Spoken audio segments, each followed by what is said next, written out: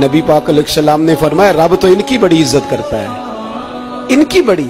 और मेरे नबी पाक ने फरमाया गुनाहगार मोमिन भी जब दुआ के लिए हाथ उठाता है तो अल्लाह फरमाता है फरिश्तों इसे खाली ना लौटाना, मुझे शर्म आती है इसे खाली। पर तू उठाता ही नहीं, तू उसे मनाता ही नहीं, तू कभी लिपटा ही नहीं, तूने कभी कहा ही नहीं कि या अल्लाह आ मैं तुझे ले जाऊं। हजरत साद बिन नबी वकास के पास कादसिया की जंग हो रही थी, काफर बुला रहा था आओ अगर कोई है तो आओ, आओ मुकाबले में।